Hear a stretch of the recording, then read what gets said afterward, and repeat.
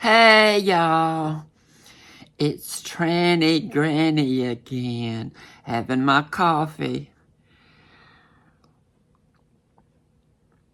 Well, I'm fixing to open our store up in a few minutes, so I thought I'd have a few minutes to chit-chat.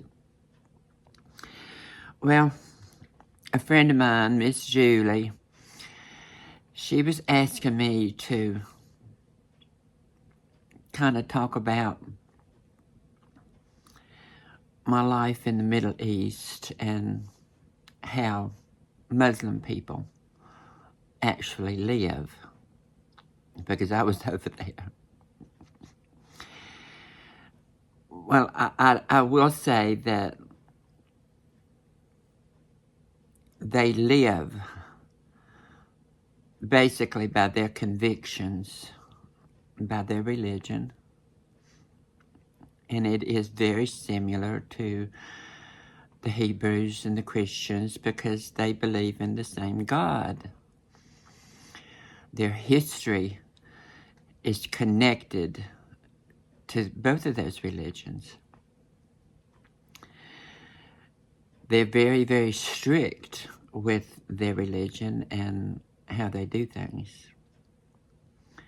That's not to say that they're not like other religions and they secretly do things that they shouldn't do, like consuming alcohol and a lot of things that they only do in private. You know, it's not something that most people know about. And you do that in a lot of religions. But they're not quite as in your face with it as other religions. Because their countries, because there are a good many Muslim countries, their countries are ruled by their religious laws. So if you're there, you have to respect those laws. And it is illegal for any religion to try to convert someone from Islam to another religion. It's not only frowned upon. They will arrest you. And if you're lucky, they'll just deport you. But if you're not, they can imprison you. And it, depending on the country that you're in, they can't execute you. They can't cut your head off.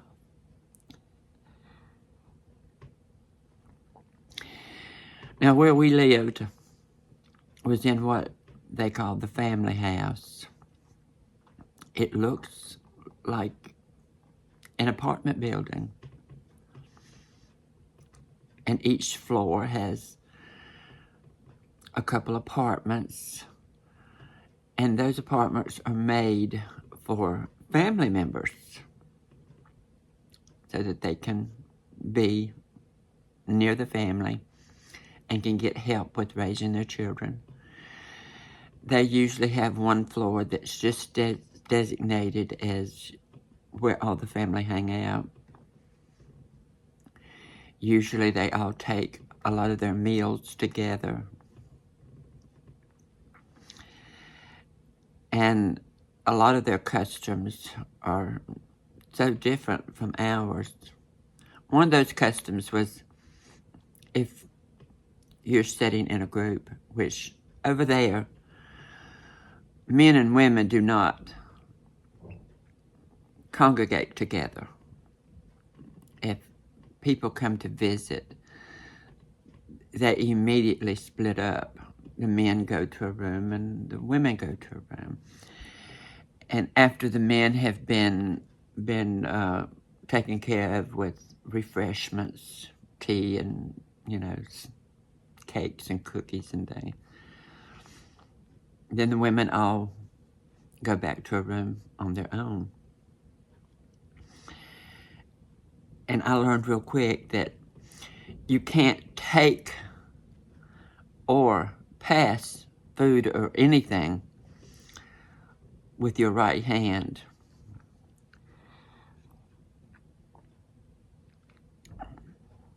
Or is that the left hand? I can't remember now. Because you can't take or receive things with the hand that you use to clean yourself going to the bathroom.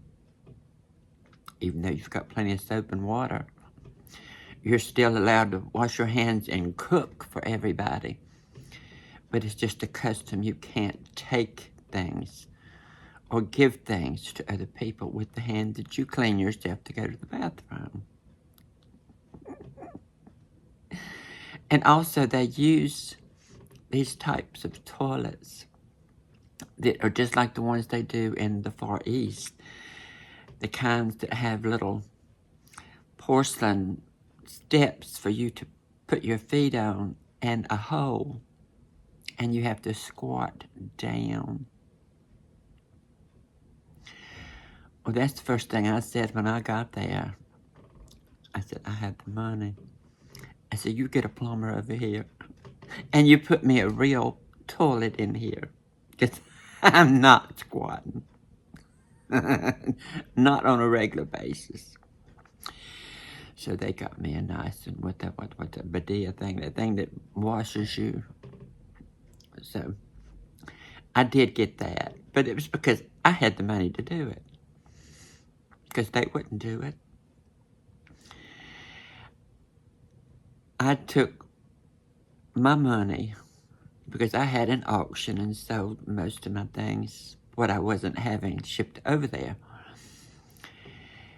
And I had my money, and I completely decorated our apartment. I had painters to come in, and I picked out my carpeting.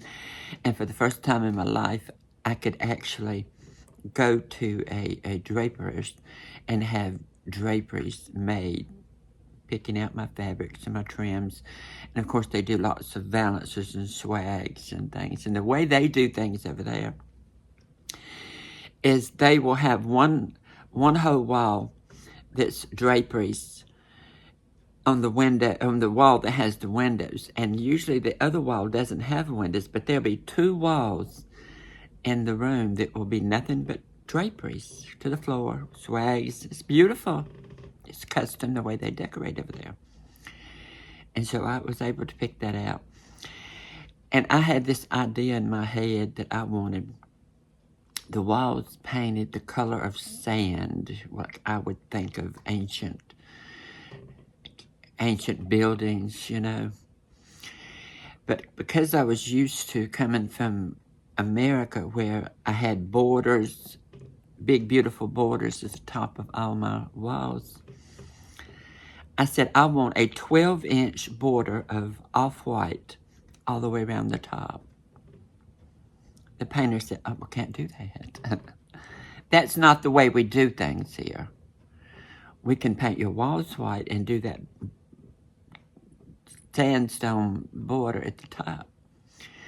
I said, no, I'm paying for this, and I want you to do it like I want you to do it.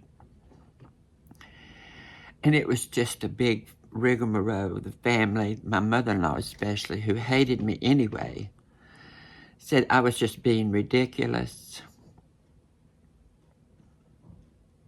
But if y'all know me, I got my way. And when it was all finished, everybody came in there when I had my furniture and everything in place. And they said, wow, this is beautiful. You need to do our place now. But that's just the way they have customs, and things have gone on that way for centuries. And they think that's the way it should continue. I showed them how this American wasn't putting up with some of their shenanigans. And I was just stupid enough to realize that here I was in a country that I could be in trouble if they had found out that I was trans. But I just run my mouth like I thought I was just as good as anybody. I took my poodle with me because my husband said, bring her. Everything be fine. Soon as we get there, my mother-in-law, who wanted any reason to hate me, she said, dogs can't come in the house. It's haram, which means not allowed. Because as long as dogs are in the house, the angels won't come in.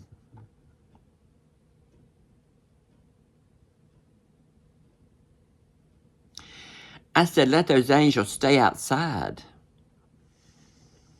Because as long as I'm here, my dog is going to be with me. And I said, if you don't like it, me and my dog will take the next plane back to the United States of America.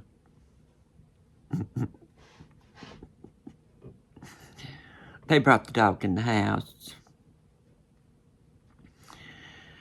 It was little things like that it was hard for me to get used to, because I wasn't told about these things by my husband.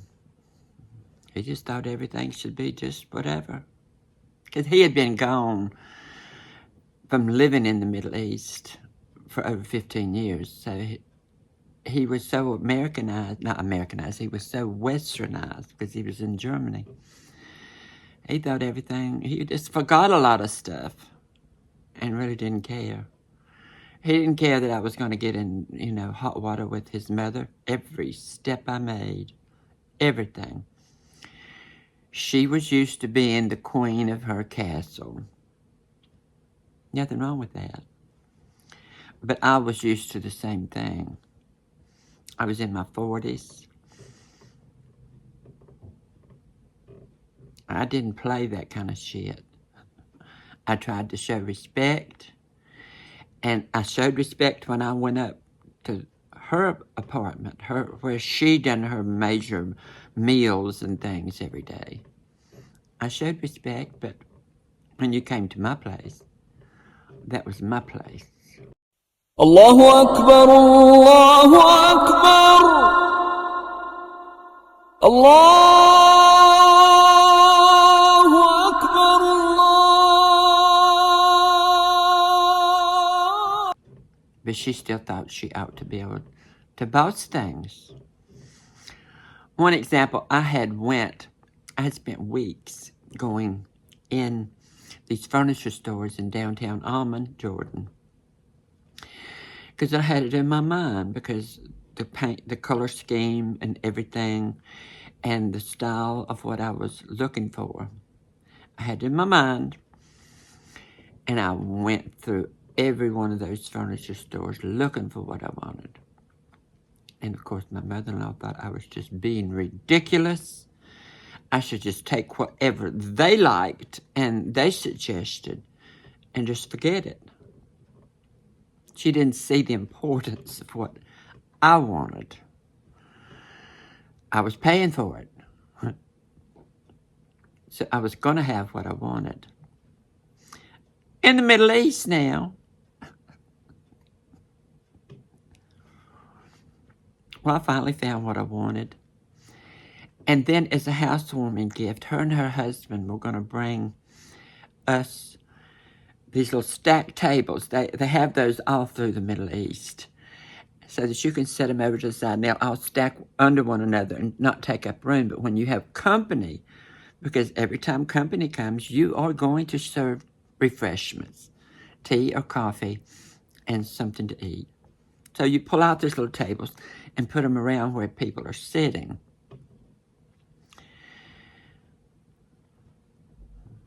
I had already found the tables that I wanted, but I just hadn't picked them up. I was going with a mahogany wood, and she brings in light-colored wood.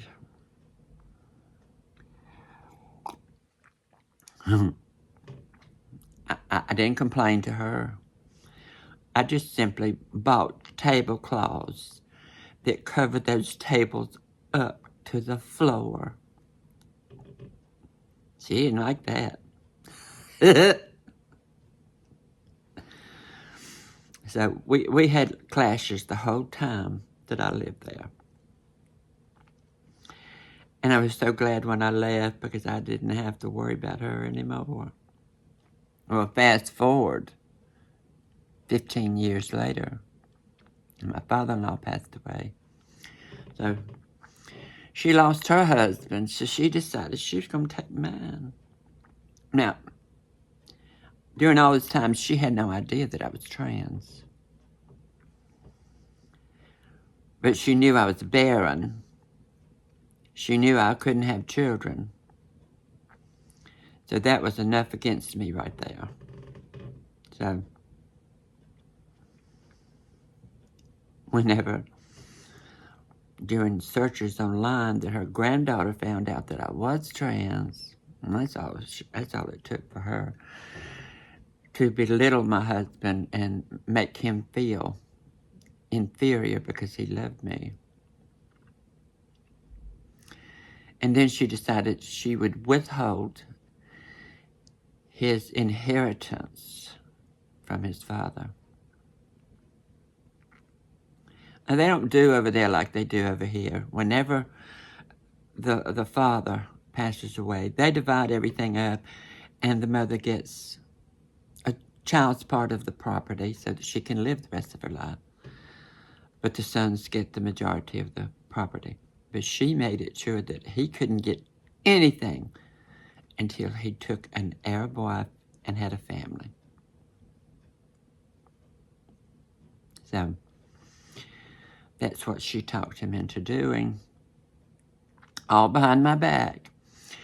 Now, it is in Islam that if a wife is barren, that he can take another wife. But see, it's discussed between the husband and the first wife. It has to be discussed and agreed upon before it can take place. But they did it behind my back, which was against Islamic law. But she got what she wanted.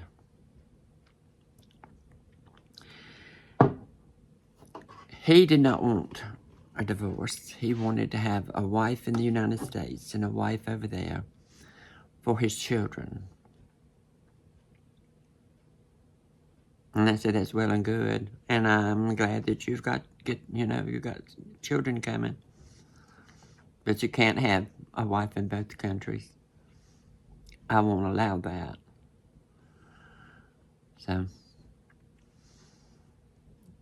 the last time he was here, I had to threaten. It was during Trump's administration, and I knew how he was against Muslims. And I said, don't you think I won't go over here to this judge here at the courthouse and tell him everything, that you've got another wife, which is illegal in the United States to do that. I said, they're liable to take away your American citizenship. Well, I doubt they would have done anything like that, but it scared him into paying for that divorce. I didn't want a divorce to remarry. I wanted a divorce to be free. So I wouldn't have to worry about it. And still, it doesn't stop him from contacting me on a regular basis. If I block him, he'll get a new account and be watching and stalking me. And then he'll eventually come up and say, please just talk to me. After you've been with somebody for 18 years and you know how good they were to you, I guess it's hard for anybody to just, let it go. And it wasn't easy for me to let it go. And for a good many years, I did practice Islam with him. I wore the clothes, and honey, we lived right next door to a mosque. And I don't know if you've ever heard the call for prayers. It's like they're singing, and it's real loud. It's on a loudspeaker. And the loudspeaker is loud enough that you can hear it way down. But if you're right next door, and we were right next door, it blares you out of the bed. It's not just a sound you hear. It's like shaking you awake 5 times a day. Now, it's okay during the daytime when you're up doing stuff, but twice it happens at night while you're in the bed asleep. It took me months and months to be able to get used to it enough that it didn't just blare me wide awake. I respect their religion. I respect the people of Palestine. Now, he is Palestinian by descent. With what him and his mother have done to me, I should hate Palestinians. But as a people, I don't. Those people have been under siege ever since the state of Israel was declared. May I remind you that those people left the Middle East over 1,000 years ago and went out into the world building their lives and their careers and their fortunes. It wasn't until, I'd say, the turn of the 20th century when there was a movement began to go back to the homeland. And it really hit its height during Hitler's reign of terror. So many of them moved back. So many of them that were in Germany moved back. And as they came, they brought their money, and that at first they were buying land from the poor Palestinian Arabs, and then they began to confiscate it, taking over. We forget all about that. We forget that these people have been there from the time that they left, because even during the time that Israel there, you had people that were there from other religions and other nationalities that lived in Israel. But when the Jews left, they had to live and keep going. And all of a sudden they were treated as nothing. And that's how they've been ever since the state of Israel. Israel would like an opportunity to get the world behind them so that they completely annihilate them, wipe them off. They would like that. They would like a reason for them to all leave and try to relocate somewhere else. That's one of the reasons that my husband was so proud when he came to the United States and he became an American citizen. He said, finally, I have a country. I'm home. And it made me so proud. Because the way they are in the Middle East, if you were born in a Middle Eastern country, but it's not the country of your forefathers, you're not considered a citizen of that country. He was born in Kuwait City, Kuwait, but his birth certificate and everything says he is Palestinian. But because he was not born in Palestine, he was never able to go to Palestine until he became an American citizen. They're funny like that. And when you go into Palestine, and now you've got Jordan, and it connects its landmass right there at the Dead Sea to Palestine. You don't go through Israel. You don't touch Israel to go to Palestine. but you have to go through an Israeli checkpoint. And if there's Americans or tourists, they just let them on through. But if you're Muslim, you have to sit there, sometimes as long as 8 hours, just to go into Palestine. Nowhere near Israel. No. Is that a free country? No, it's not. And they've been forever taking more land and more land and more land. We don't hear about that. We don't hear about people's olive groves that they have run for at least 1,000 years. And the Israelis have come in, bulldoze their houses, bulldoze all of their ancient olive trees to take the land for the Israeli. We don't hear about that kind of thing, do we? Mm-mm. We don't see the videos of snipers killing citizens just walking down the street in their towns. We don't see that. But while I was living in Jordan, it was on their televisions. Children just walking down the street with family being shot in the back of the head. They'll slow it down, you could see this thing going on. Now, really, we only see what Israel lets you see. Now, I'm not anti-Semitic, in my opinion. In Israel's opinion, I am. Because I don't agree with their government and how they treat the Palestinian people. I have some really good friends here in the United States that are Hebrew, that are Jewish. Ones who actually believe in the Jewish faith. I mean, they live it. They don't just preach it like those in Israel and say they want to do things in the name of religion. It's a political thing. Because they would like to have all of Palestine and then go into taking Jordan, because Jordan was part of what was the original Israel. They won't be happy until they get it all back, so they can say, we have it all back. So as soon as they do, and finally get rid of Palestine, Jordan is next.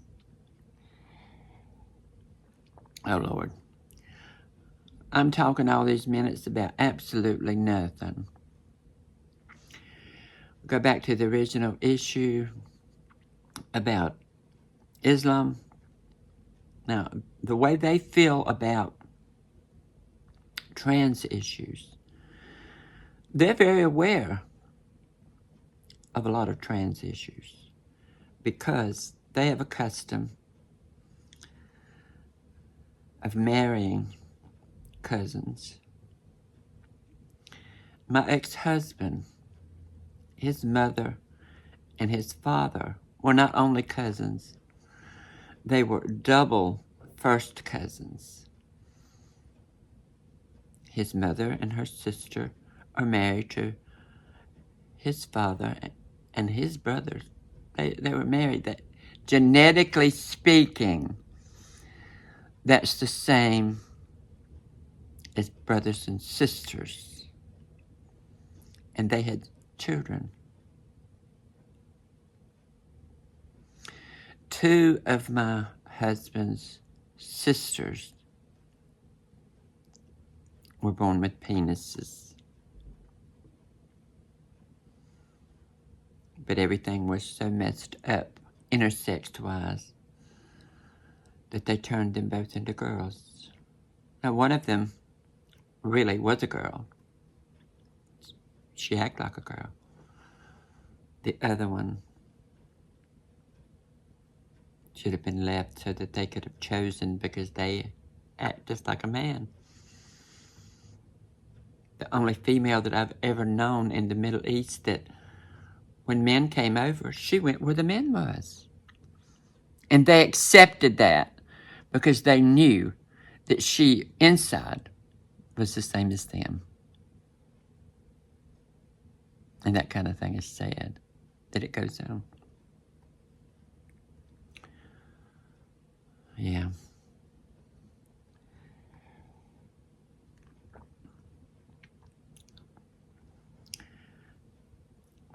They will accept a sex change faster than they will accept homosexuals. But neither one of my sister-in-laws were allowed to marry. They stayed at home, basically like servants. They had duties, they had things they had to do to clean house and cook. I mean, they were working constantly when I was there. They were like unpaid servants. But we've never been allowed to go out and married or done anything like that. And the ones that do marry, the trans women who have surgery, they're definitely not a major wife. They would be a lesser wife that would help raise somebody else's children and be there to please a husband. So it's not like it is over here. Okay, it's been over 30 minutes. I got to get over here and get this store opened up. You know, I do work for a living. I'm going to finish my coffee up and get busy. I'm not even in the middle of this thing. Okay, y'all. Y'all have a good day.